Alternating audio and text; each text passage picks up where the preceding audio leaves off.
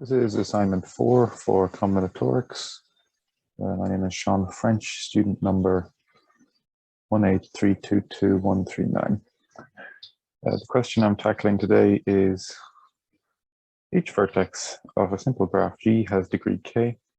Prove that G contains a cycle of at least length k plus 1. One thing the question doesn't mention is that k has to be greater than 1. The reason for this should be fairly obvious, but if we just draw it out, we have a bunch of vertices on their own that make up a simple graph, and we say that the maximum, or the degree of every k, not even the maximum, but the only degree, okay, is 1.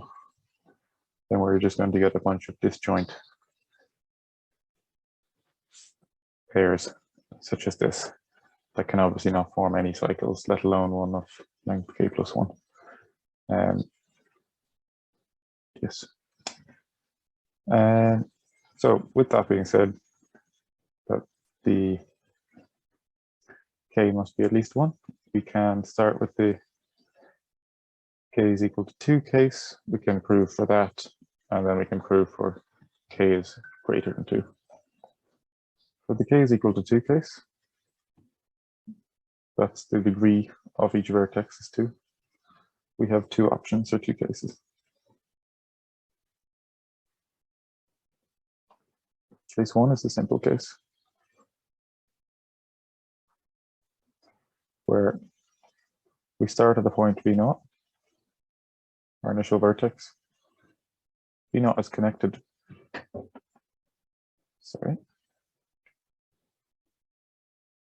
V0 is connected to 2 other vertices, and each of those vertices have degree 2. And we can say that the simple case would be those 2 vertices are connected. So each one of them are connected to 2 other vertices, and we have 3 edges. So V0 to V1, V1 to V2, and V2 back to V0.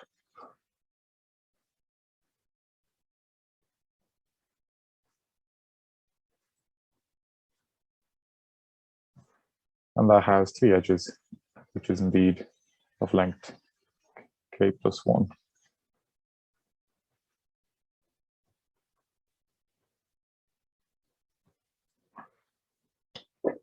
That's the simple case. The more complicated case,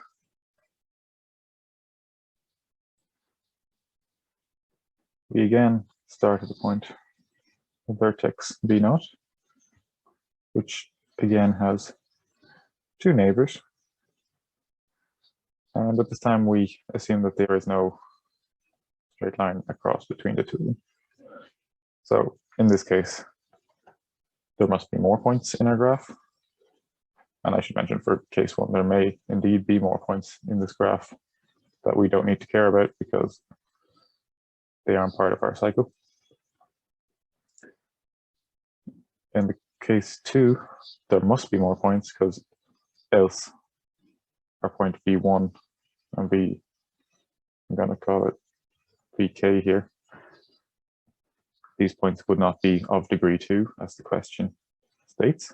So there must be another point that connects V1 to, which I'm going to call V2, and Vk to, which I will call Vk minus 1. But then again, V2 and Vk, they must also be connected to something, else they would not be of degree 2. So there must be another point to connect V2, and there must be another point to connect Vk minus 1.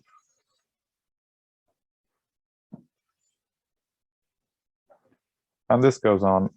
And because every point is of degree 2, the only way the cycle can terminate is if at some stage they reach a point where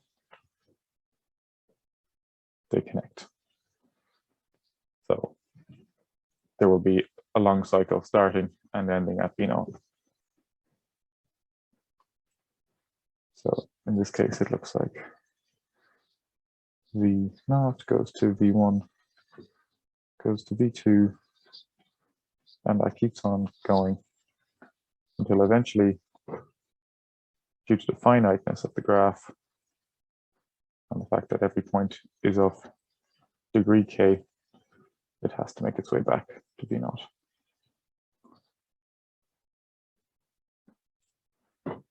This is the case where the cycle length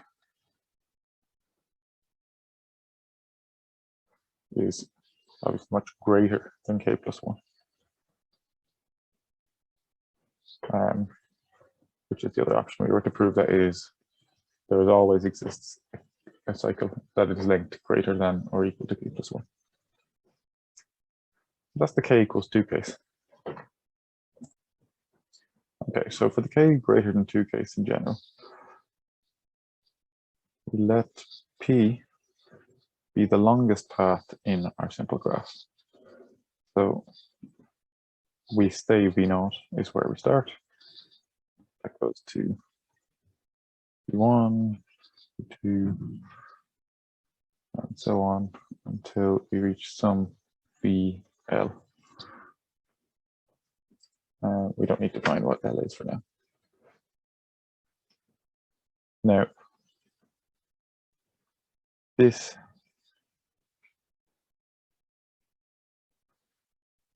path will necessarily contain all of the neighbors of V0. So it will contain all these points.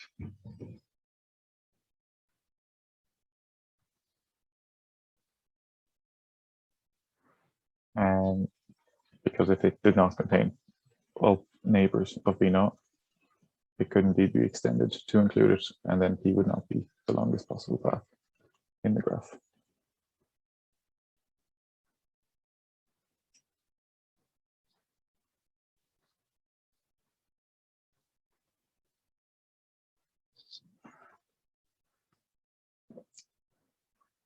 So P contains, or probably,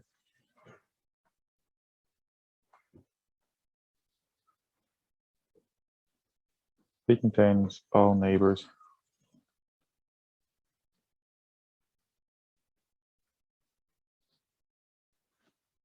of V0, because if it didn't contain all neighbors of V0, we could extend it to include it, and it wouldn't be the maximum possible length.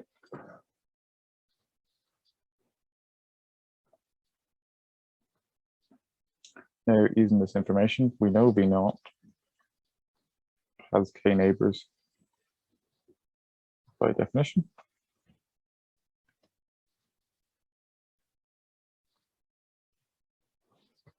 Since k is the degree of V0 and every other point vertex.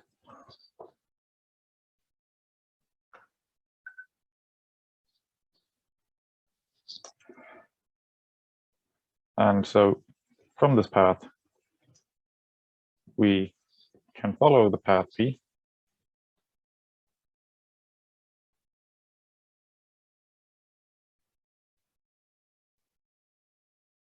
Sorry.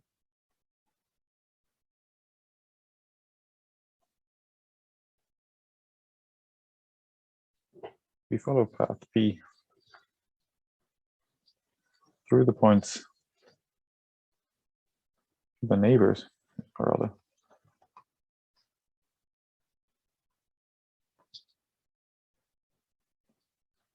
of V0.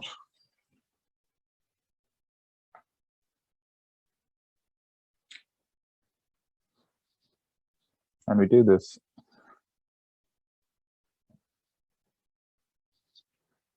until we get to the last neighbor.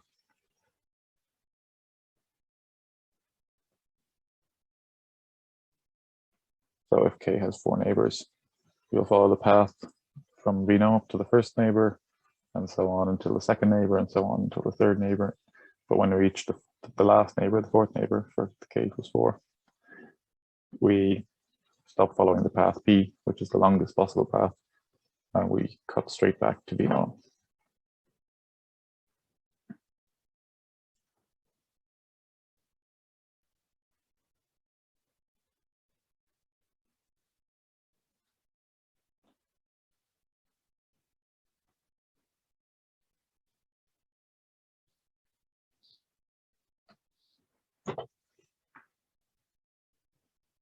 So how does this prove what we want to prove?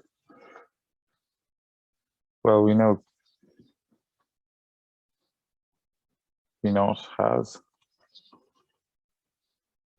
k neighbors. So all of them will necessarily be in that cycle. More maybe, but those will definitely be. So if you label all the neighbors of V0, V1 all the way to Vk, and then you will eventually get a cycle that looks something like V0, which goes to V1, which can go to other stuff, which will come to V2, which can go to other stuff, but will come back to V3, and so on.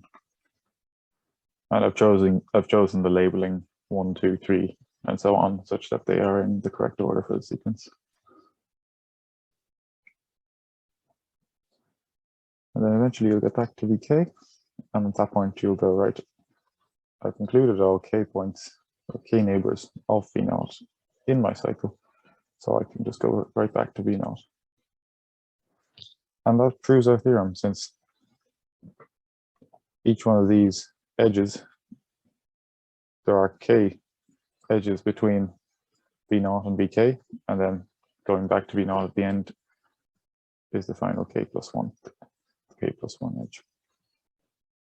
And that completes our proof.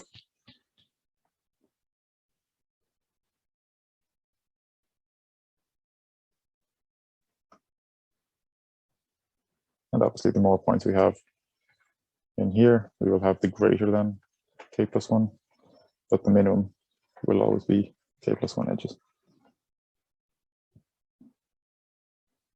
Okay.